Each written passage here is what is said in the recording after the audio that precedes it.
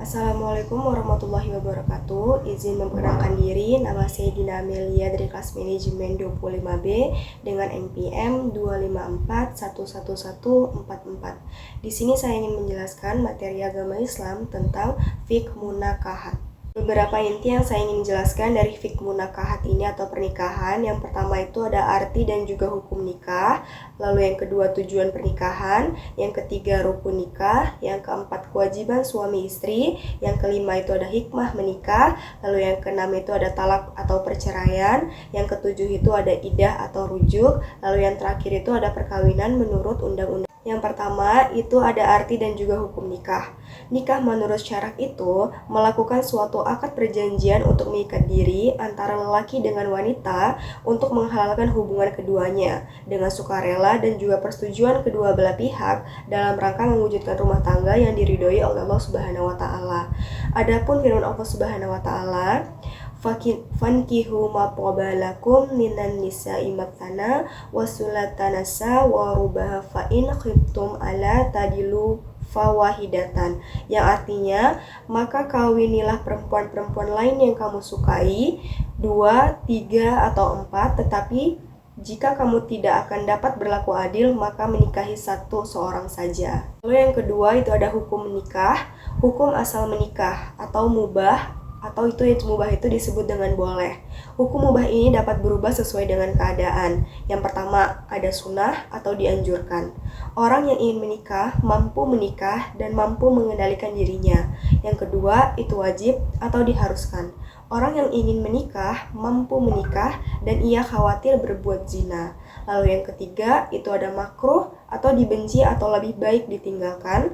Orang yang ingin menikah tetapi belum mampu memberi nafkah. Lalu yang terakhir ada haram atau yang dilarang, itu bermaksud menyakiti wanita yang akan ia nikahi. Lalu adapun tujuan pernikahan sendiri, yang pertama itu adalah untuk memperoleh rasa cinta dan kasih sayang yang benar.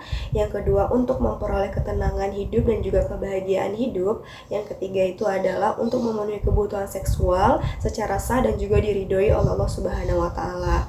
Lalu yang keempat untuk memperoleh keturunan yang sah dalam masyarakat. Adapun surat yang berbunyi, surat Al-Kahfi ayat 46 yang berbunyi, harta dan anak-anak itu adalah perhiasan kehidupan dunia. Lalu adapun rukun nikah, sah tidaknya pernikahan itu dilihat dari terpenuhnya tidaknya rukun nikah. Yang pertama, itu ada calon suami, yang kedua ada calon istri, yang ketiga ada wali nikah, keempat 2 orang saksi, lalu yang terakhir itu ijab dan juga qabul. Siapa sih wali itu sendiri? Wali itu adalah orang yang terdekat dengan mempelai wanita. Contohnya yang pertama, itu ada ayah kandung mempelai wanita. Yang kedua, kakek dari mempelai perempuan. Lalu yang ketiga, saudara laki-laki yang seibu sebapak. Lalu yang keempat, saudara laki-laki yang sebapak saja. Yang kelima, anak laki-laki dari saudara laki-laki seibu sebapak. Lalu yang keenam, anak laki-laki dari saudara laki-laki yang sebapak. Ketujuh, saudara bapak yang laki-laki atau biasa kita sebut dengan paman. Yang kedelapan, anak laki-laki paman yang dari pihak bapak. Lalu yang kesembilan, wali hakim atau berlaku jika nomor 1 sampai nomor 8 tadi itu tidak ada atau sedang berhalangan. Jika kamu jadi wali atau saksi, itu ada syarat-syaratnya tersendiri ya. Yang pertama itu harus Islam, kedua laki-laki, ketiga baligh atau sudah berumur minimal 15 tahun, lalu yang keempat itu ada berakal sehat, yang kelima itu merdeka adalah orang yang mempunyai hak untuk mengurus dirinya. Apa itu ijab qabul? Ijab qabul itu adalah dimana itu adalah 2 kata yang berbeda ya. Ijab itu adalah ucapan wali mempelai wanita yang sedang menikahkan. Lalu untuk qabulnya sendiri itu adalah jawaban mempelai laki-laki ketika menerima pernikahannya. Syaratnya itu adalah ijab qabul itu dilakukan dalam satu majelis. Kedua, ijab kabul tidak boleh mengandung persyaratan atau khiyar syarat. Lalu yang ketiga, ijab kabul itu dilakukan dengan jelas, mudah dan tunai atau langsung saat itu juga. Adapun wanita yang tidak boleh dinikahi. Yang pertama itu adalah yang haram dinikahi karena keturunannya sendiri. Contohnya seperti ibu dan seterusnya itu ke atas, anak perempuan kandung dan seterusnya itu ke bawah, saudara perempuan, sekandung, sebapak atau seibu, lalu saudara perempuan dari ibu, saudara perempuan dari bapak, anak perempuan dari saudara laki-laki dan seterusnya, anak perempuan dari saudara perempuan dan seterusnya. Kedua, yang haram dinikahi itu karena persesusuan. Yang pertama itu ada ibu yang menyusui, lalu yang kedua itu ada saudara perempuan sesusuan. Lalu yang ketiga itu ada yang haram dinikahi karena hubungan perkawinan. Yang pertama itu ada anak tiri, kedua istri dari anak laki-laki atau menantu, baik sudah cerai maupun belum, lalu yang ketiga itu mertua, lalu yang terakhir itu adalah ibu tiri. Lalu yang keempat, yang haram dinikahi karena mengumpulkan dua orang perempuan yang keduanya itu belum muhrim. Adapun kewajiban suami sendiri, yang pertama itu mencari nafkah untuk keluarga sesuai dengan kemampuan si suami. Kedua, memberikan perlindungan dan rasa aman terhadap keluarga. Ketiga, memberi nafkah lahir batin dan kasih sayang pada istri dan juga anak. Keempat, memberikan bimbingan, didikan, dan mengatur keluarga supaya selamat, sejahtera dunia dan juga akhirat. Lalu yang terakhir, berusaha menjadi kepala rumah tangga yang bijaksana. Setelah kewajiban suami, ada juga kewajiban istri. Yang pertama, itu taat dan patuh kepada perintah dan aturan suami. Kedua, mengurus rumah tangga atau menyiapkan keperluan suami dan anak sebaik-baiknya. Ketiga, berusaha menerima dengan ikhlas pemberian suami dan tidak meminta sesuatu di luar kemampuan suami. Keempat, jika istri akan puasa sunnah, harus ada izin dari suami. Yang kelima, menjaga kehormatan dirinya dan berusaha untuk tampil cantik dan menyenangkan di depan suami. Berhias itu hanya untuk suami. Lalu yang terakhir, menjaga rahasia suami dan harta suami, mengasuh, mendidik, dan memberikan kasih sayang juga kepada anak. Adapun hikmah menikah. Menikah itu sunnah Rasul dan juga banyak sekali hikmahnya. Yang pertama, menenteramkan batin, pikiran jernih, semangat bekerja tinggi, istiqomah dan menambah khusyuk dalam ibadah. Kedua, menjauhkan diri dari perbuatan maksiat. Ketiga, memperluas tali silaturahmi. Yang keempat, saling menyempurnakan. Lalu yang terakhir itu melahirkan generasi penerus Islam, anak yang soleh, mendoakan kedua orang tuanya. Adapun hikmah pernikahan bagi yang menjalaninya. Yang pertama, menyelamatkan diri dari penyalahgunaan nafsu seksual.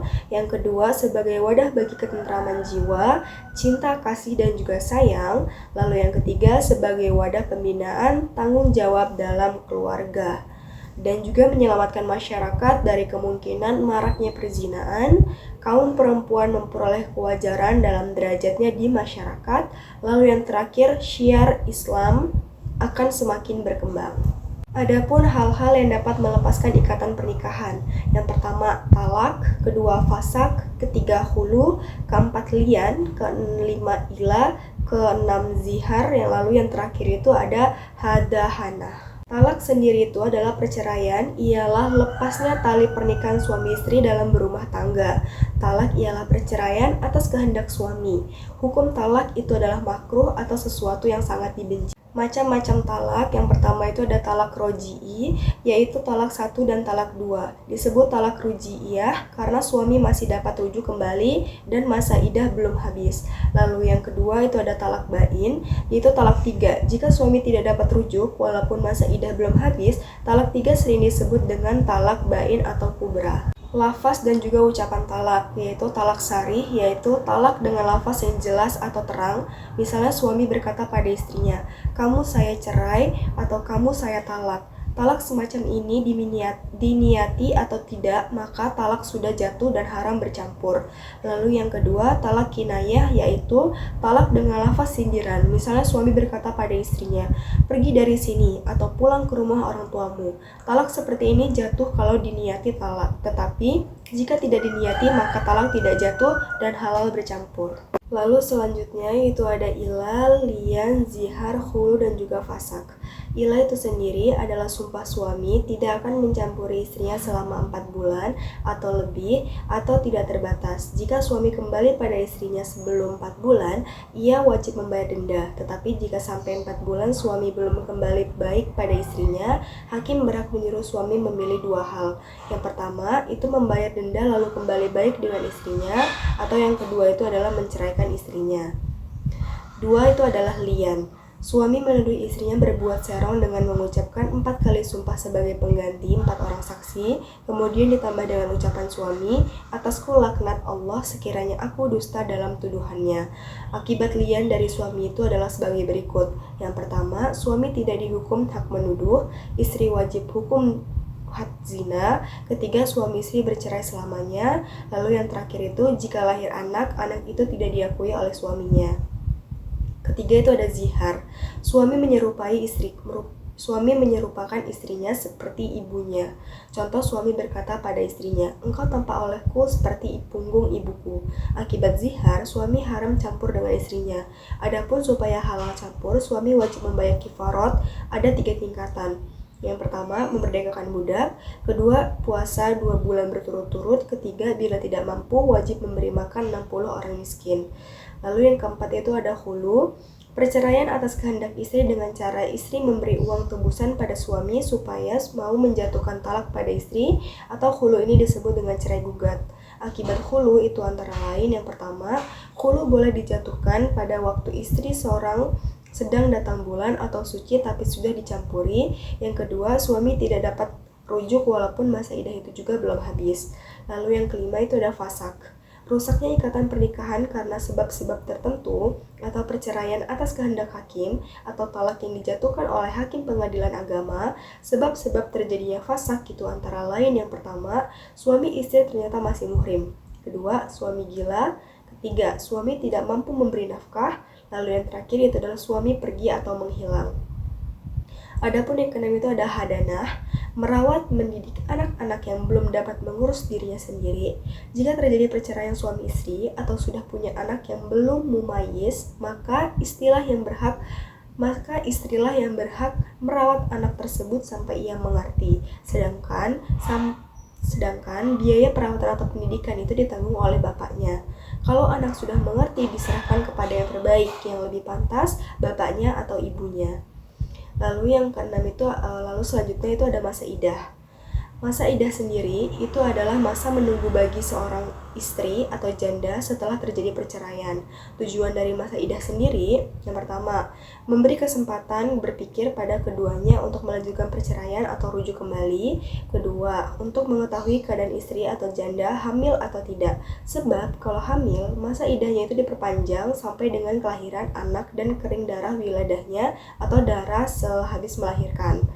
Lalu, macam-macam masa idah. Bagi istri yang diceraikan suami dalam keadaan hamil, masa idahnya itu sampai dengan lahirnya anak dan sampai kering darah wiladahnya. Kedua, bagi istri yang tinggal mati suaminya, jika tidak hamil, masa idahnya itu hanya 4 bulan 10 hari. Ketiga, bagi istri yang datang bulan yang masih lancar, masa idahnya itu 3 kali suci. Keempat, bagi istri atau janda yang sudah tidak datang bulan, masa idahnya itu ada 3 bulan. Terakhir, bagi istri atau janda yang belum pernah dicampuri, mereka itu tidak punya masa idah. Hak istri pada masa idah. Bagi istri atau janda yang ditalak rajia, mereka berhak mendapatkan tempat, pakaian, dan juga nafkah pangan. Bagi istri atau janda yang ditalak bain, mereka hanya berhak mendapatkan tempat. Lalu untuk bagi istri yang ditinggal mati suaminya, pada masa idah mereka tidak mendapatkan nafkah karena sudah mendapat warisan almarhum suaminya. Begitu pula janda dalam masa idah juga tidak mendapatkan nafkah. Rujuk. Apa itu rujuk? Rujuk itu adalah kembalinya suami kepada bekas istrinya pada waktu masa idah belum habis. Hukum rujuk itu sendiri itu boleh atau mubah dan dapat berubah sesuai dengan keadaan. Biasanya itu ada wajib. yaitu bagi suami yang mempunyai istri lebih dari satu dan belum berlaku adil antara istrinya. Kedua, sunnah, yaitu apabila dengan rujuk keadaan itu menjadi jauh lebih baik. Ketiga, makruh, yaitu jika dengan rujuk keadaan menjadi buruk. Keempat, haram, yaitu jika dengan rujuk istri malah menjadi semakin menderita. Adapun rukun-rukun rujuk. Pertama, istri sudah pernah dicampuri. Kedua, yang dapat dirujuk istri yang ditalak raj'iah. Ketiga, masa iddahnya itu belum habis. Keempat, istri yang dirujuk itu tertentu. Jika suami menjatuhkan talak pada beberapa istrinya yang dirujuk hanya satu, maka rujuknya itu adalah tiroja'ah. Lafal rujuk harus dengan lafal yang jelas atau sindiran. Lalu yang terakhir, tidak ada paksaan dari pihak suami untuk rujuk. Sekian penjelasan saya tentang materi agama Islam tentang fikih munakahat. Sekian, terima kasih. Wassalamualaikum warahmatullahi wabarakatuh.